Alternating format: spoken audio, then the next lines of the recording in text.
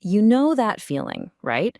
When you see someone who is just absolutely 100% certain about something, only to be proven completely and totally wrong. Yeah, we've all been there. And the reason why that happens is way more interesting than just calling them arrogant. Let's get into it. I mean, look, people are confident, and on the surface, that seems like a totally normal, even a good thing. We need confidence in ourselves, in other people, to make decisions, to lead, to just get through the day. It's kind of the engine that makes everything happen.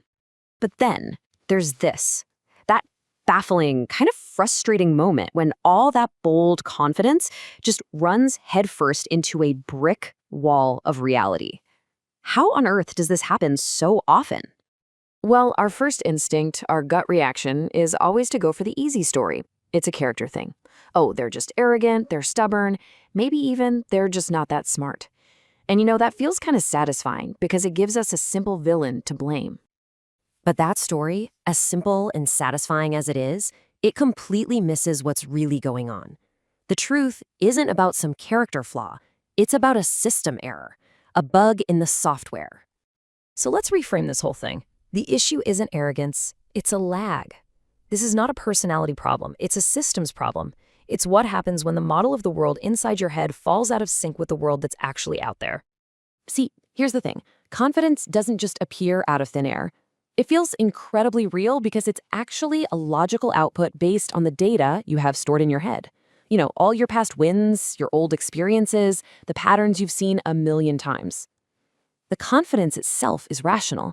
The problem is that the data set it's running on is just out of date. Okay, so if the feeling of confidence is a logical result of our own internal data, then where's the actual mistake coming from? What's the real problem here? It really just boils down to this one simple gap. The world is constantly changing, but our mental models, our beliefs, they lag behind. The map we're using to navigate is for a territory that just doesn't exist anymore. And this brings us to a really powerful way to think about all this, the two worlds model. The absolute key insight here is that your brain is not a truth engine. It's a prediction engine. It's not trying to be perfectly right all the time. It's just trying to guess what will work next based on everything that worked before. And this visualizes that core conflict perfectly. On one side, you've got your internal statistics. That's the whole library of past wins and familiar patterns that lives in your head. But on the other side, you've got external reality, the world as it is right now, with all its new variables, shifted rules, and unpredictable effects. So when those two worlds start to drift apart, your brain just keeps acting like they're the same. And the result is this one powerful word, misalignment. Your confident predictions start to fail, and you don't even know why yet. This misalignment actually has a name, context drift. This is the hidden reason behind so many of those "how could they be so sure" moments. It's when your brain confidently applies old reliable rules to a brand new game without ever realizing the game itself has changed. Which, of course, leads to a huge question.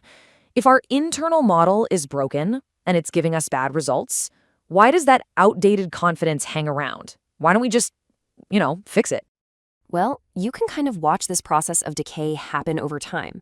A mental model that was once super accurate, that really served you well, starts to degrade as reality shifts around it. But here's the crucial part. The model's accuracy goes down, but that original feeling of confidence, that often sticks right where it is. So yeah, it brings us right back to that same obvious question. If the model is broken, why don't we just update it? And here's the answer. It's simple, but it's incredibly profound. Because in the real world, the signals telling us that we're wrong are almost never clean and clear. They're messy, they're delayed, they're ambiguous. And all that noise creates this really dangerous trap, the noisy feedback loop. So here's how it works. Step 1, you act on your old confidence. Step 2, you get a result that's kind of fuzzy or delayed. Step 3, and this is the killer, if you happen to get a lucky break, your brain doesn't file that away as luck. It files it away as skill. It's proof. And just like that, step 4, the old wrong confidence gets reinforced instead of corrected. It's a vicious cycle. But hold on, this isn't just a personal cognitive bias. We actually have to zoom out here because this problem gets actively encouraged by the world around us. Society itself often rewards certainty and punishes careful calibration. Just think about it. What are we actually trained for? In school, you get rewarded for the one clean answer, not for giving an honest probability. At work, who gets promoted? The decisive leader who takes action, not the careful forecaster who wants more data. And even in our social lives, we are drawn to confident people, not necessarily precise people. And so, whether we realize it or not, we internalize this one lesson very, very deeply. In a lot of situations, sounding sure is way safer and a lot more valuable than actually being right. This quote just reframes the whole thing beautifully. The common idea, the Dunning-Kruger effect, is that stupid people are loud. But the deeper failure is so much more universal. It's that all of us, smart or not, are just really bad at knowing the limits of our own knowledge, especially when things get complicated. Okay, so this brings us to our final, and I think most important section, the calibration skill. Because if the problem is a systems failure, then the solution can't just be have more confidence or have less confidence. The real goal is something else entirely. After everything we've just discussed, I'm going to say something that sounds totally contradictory. Confidence, by itself, isn't wrong. It's not the enemy. It's a useful, even necessary tool for taking action in the world. The real enemy is stale confidence. The goal isn't to destroy your confidence, it's to keep it fresh. It's to constantly update your internal model so that your feeling of certainty is aligned with the world as it is today, not as it was yesterday. The real skill isn't confidence, it's calibration. As a species, we are wired for confidence. You can think of it as this evolutionary feature, right? It's that internal engine that helps us make decisions, take risks, and lead other people. It's a core part of our programming. And here's the kicker. This is where all the problems start. That powerful engine of confidence, it doesn't just automatically shut off when our facts are bad. And that gap, the space between how certain we feel and what's actually true, that's where the big mistakes are born. So why does this happen? Well, our first instinct is usually to find a simple, kind of judgmental answer. But as we're about to see, those easy answers, they totally miss the point. Let's start by just clearing away a couple of those common but wrong explanations. The first thing we usually jump to is arrogance. We see someone who's confidently wrong and we think, wow, that person's just arrogant. But that's a character judgment, It's not a real explanation for the system. And while sure, arrogance can play a part, for most people, it is not the root cause. And the other easy answer? We just assume it's a lack of intelligence. But get this, some of the most brilliant, most experienced people in history have made some of the most confidently wrong decisions ever.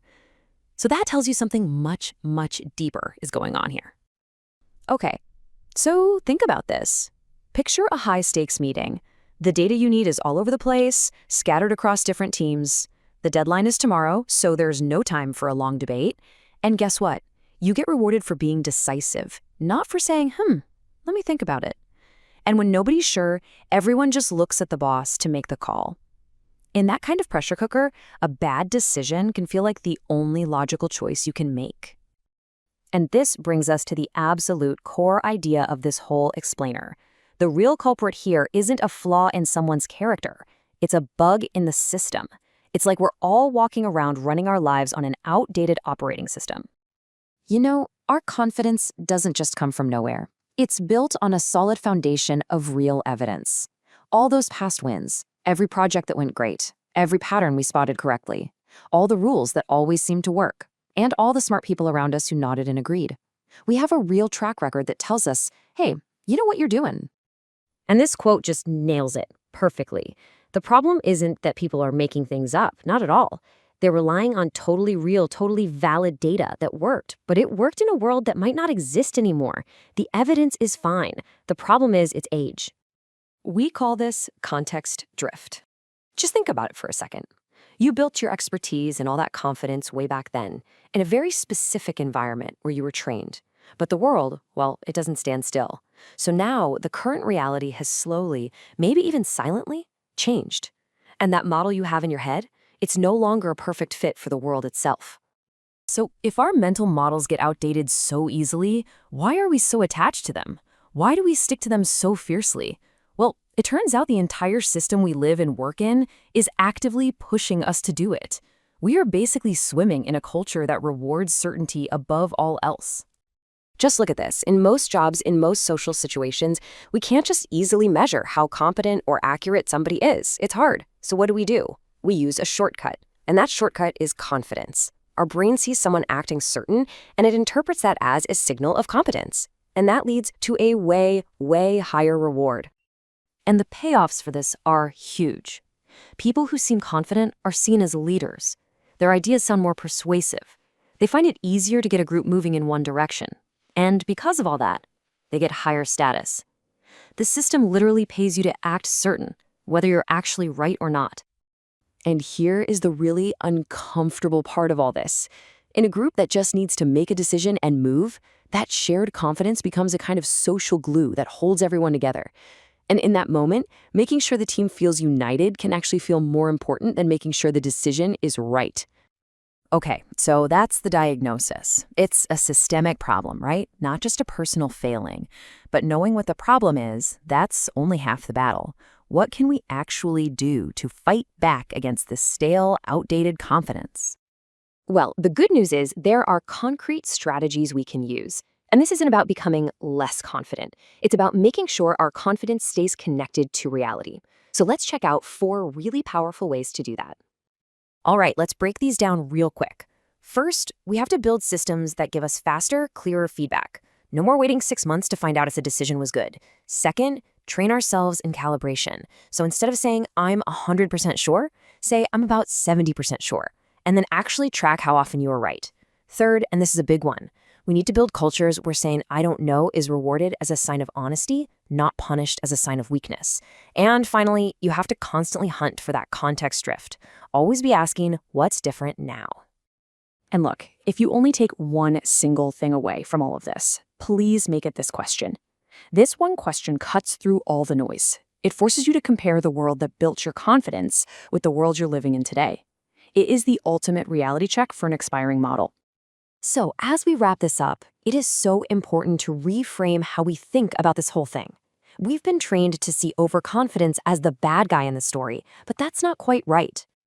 Let's be clear, confidence is a good thing. It's a useful, necessary tool. It's what allows us to act, to lead, to create amazing things. The goal is not to get rid of confidence. A world without any confidence would be a world of total paralysis. The real enemy is stale confidence. It's the certainty that's past its expiration date, the confidence that's completely disconnected from the world as it exists right now. That is the truly dangerous thing. And this is the last thought I really want to leave you with. The next time you run into someone who is so confidently wrong, just remember this. It's not that they have no reason to be confident. It's that their reasons, all their evidence, their entire mental model has simply passed its expiration date.